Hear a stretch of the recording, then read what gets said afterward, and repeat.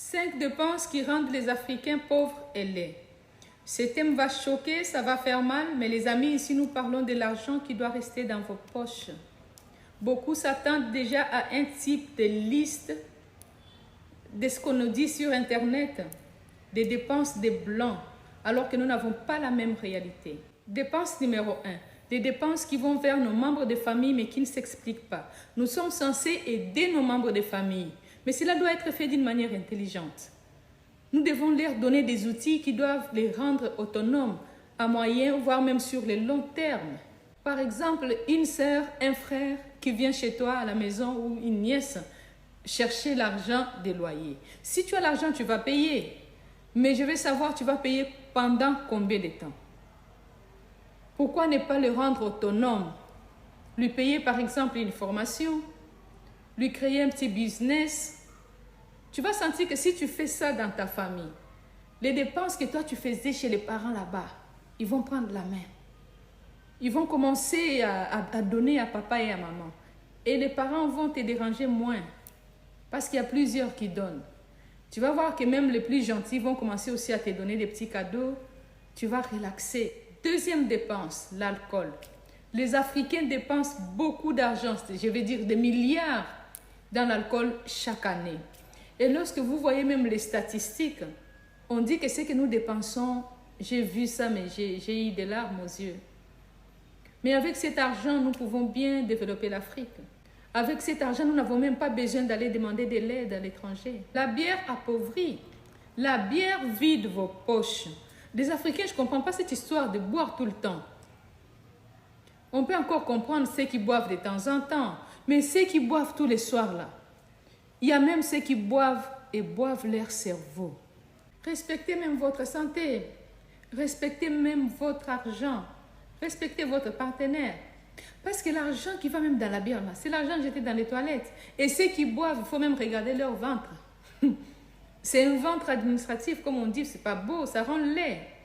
C'est pas beau. Regarde tes photos avant que tu commences à consommer l'alcool. Et regarde-toi maintenant. Quelques femmes asiatiques, quelques femmes africaines qui respectent leur peau ne touchent pas à l'alcool. Troisième dépense inutile, le vêtement, les apparences. Les Africains accordent beaucoup d'importance à l'apparence. Vous le verrez avec des bijoux, des montres, des derniers cris, des vêtements, des marques. Vraiment des choses très chères, même quand il n'a pas assez de moyens. Alors que les riches, ils sont dans un même type de vêtements, dans le même style, avec des habits un peu sobres, très simples, pas très compliqués, très discrets. Ils ne sont pas dans les apparences. C'est mieux de s'habiller chic, mais c'est mieux de limiter nos achats. Vous verrez que ce que nous avons dans nos garde-robes, ce n'est pas tout ce que nous portons. Ce que nous avons dans les placards, nous portons que 20%. 80% de nos tenues, nous ne les portons jamais. Une étude l'a démontré. Quatrième endroit où l'Africain dépense son argent, c'est en boîte de nuit. C'est cool de remplir sa table avec des bouteilles de champagne, des bouteilles de whisky, de danser coller la petite, d'offrir même la boisson à tout le monde. Mais le matin, quand tu rentres à la maison, mais c'est ton compte qui souffre. Tu vas même te rendre compte que c'est le patron de la boîte de nuit que tu as enrichi. Il y a des gens qui vont en boîte tous les jours, tous les soirs. Ils doivent aller signer la présence. C'est devenu même leur bureau. Mais il faut regarder leur visage. Tu vas voir des grosses cernes comme ça. Et c'est pas beau, ça rend laid. D'ailleurs, les gens qui vont en boîte de nuit, c'est des gens qui se cotisent, qui économisent pour y aller, qui prêtent même de l'argent aux autres pour aller en boîte de nuit. Vraiment, c'est des endroits à éviter. Il ne faut pas trop y aller. Cinquième dépense, les loyers. Les amis, les loyers, je ne cesserai de les dire, c'est la plus grosse dépense du mois. Et ça doit être en dessous de 25% de vos revenus. Je m'explique. Vous avez un salaire de 1000 $, votre loyer ne doit pas dépasser 300 $ ou 400 $. Là, vous êtes au-dessus. Là, je m'adresse aux jeunes.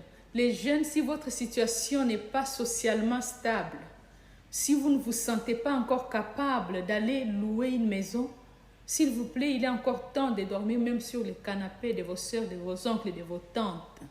Ça vous fait des économies. Vous gagnez 500 $ le mois, vous restez encore.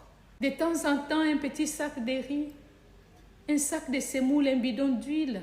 Les amis, prenez ces conseils au sérieux. Même si vous ne saurez pas éliminer tous les 5 points, vous pouvez y aller graduellement et vous allez voir que vous allez économiser et votre vie va changer.